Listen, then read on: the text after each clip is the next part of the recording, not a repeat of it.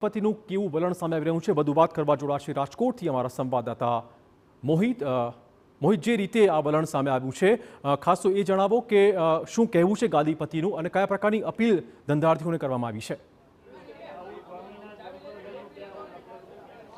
જે રીતે આખો વિવાદ સામે આવ્યો છે જેમાં જે સ્વામી દ્વારા જે દાવો કરવામાં આવ્યો છે કે તેમને કોઈ પુસ્તક છે તેમાં વાંચી અને આ જે નિવેદન છે તે કર્યું છે, જો કે આ ઘટના છે તેનું ખંડન કરતું એક પુસ્તક છે તે સામે આવ્યું છે। આપને હું સીધા દ્રશ્યો બતાવવા માંગીશ એ પુસ્તકના કે જ્યાં આ વાતનું છે તે ખંડન થઈ રહ્યું છે। જો આ મારી પાસે આ પુસ્તક છે કે જેનો રેફરન્સ છે તે ત્યારે લેવામાં આવી રહ્યો છે। ભક્ત શ્રી જલારામ નામનું જે સૌભાગ્યચંદ્ર મંગળજી રાજદેવ નામનું લેખક છે તેમના દ્વારા આ પુસ્તક છે તે લખવામાં આવ્યું છે અને આ પુસ્તકમાં જે તમામ જે જલારામ બાપા સાથે જોડાયેલી તમામ સંસ્મરણો છે, પ્રસંગો છે તેનું આમાં જે વણાટ છે તે કરવામાં છે। એટલું જ નહીં પરંતુ જલારામ બાપા દ્વારા હસ્તલિખિત કેટલીક વાતો છે તેને પણ અહીં આંકવામાં આવી છે। આપણે વેપારી છે એમની સાથે વાત કરીશું। આ પુસ્તક કેટલું મહત્વનું છે, શું કહેશો આને લઈને?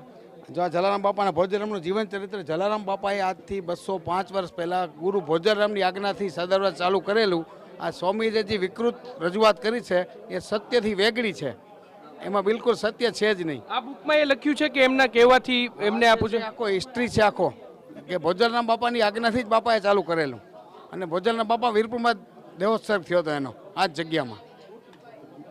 એટલે જે આ પુસ્તક છે તે ખૂબ જ અગત્યનું પુસ્તક છે ને તેમાં કહેવામાં આવ્યું છે કે આ પુસ્તક છે તે વાતની સાક્ષી પૂરે છે કે જે રેફરન્સ છે તે ખોટા દર્શાવવામાં આવ્યા હતા ને ખોટા રેફરન્સના આધારે આ વાત છે તે રજૂ કરવામાં આવી હતી।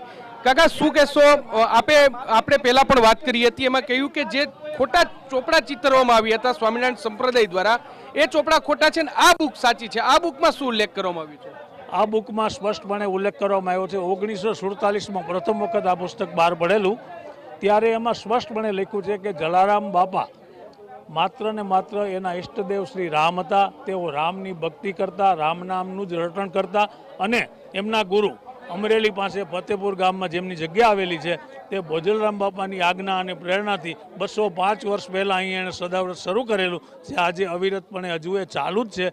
અને સ્વામીજીએ જે વાત કરી એ કોઈ અંશે બંધ બેસતી નથી, વ્યાજબી નથી, ઇતિહાસ સાથે ચેડા થયેલું એવું લાગે છે અથવા તો વિકૃત રજૂઆત કરવામાં આવી। કોઈ પણ પુસ્તકમાં આ ઉલ્લેખ કરેલો છે કે ગુણાતીતાનંદ સ્વામીએ પધારેલા અને દાલ બાટી ખાધી હોય એવું જલારામ બાપાના મૂળ પુસ્તકમાં આવો કશોય ક્યાંય ઉલ્લેખ થયેલો નથી। એટલે એ જે અત્યારે રેફરન્સ જે સોશિયલ મીડિયામાં એક પુસ્તક વાયરલ કરી રહ્યા છે એ કદાચ ખોટું હોઈ શકે, અથવા એને ઊભું કરેલ શકે। જૈન ધર્મની અંદર પાંડવો હિમાલય ગાળવા નહોતા ગયા, જૈન ધર્મ અંગીકાર કરેલો એવું પણ લખેલું છે, એટલે માની લેવાનું થોડું હોય।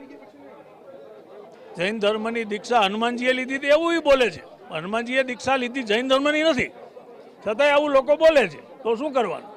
એટલે આ રીતે પોતાનો ધર્મ ઊંચો દેખાડવા માટે પોતાની લીટી લાંબી કરવા, બીજાની લીટી ભૂસી નાખવી કે નાની કરવી એ વ્યાજબી નથી। તમારો ધર્મ તમને મુબારક। અહીં આ સનાતન ધર્મની જગ્યા છે, આ સનાતન ધર્મના માણસો છે, એને એના ઇતિહાસ સાથે વળગી રહેવાની છૂટ હોવી જોઈએ, એમાં તમે ચેડા કરી શકો નહીં।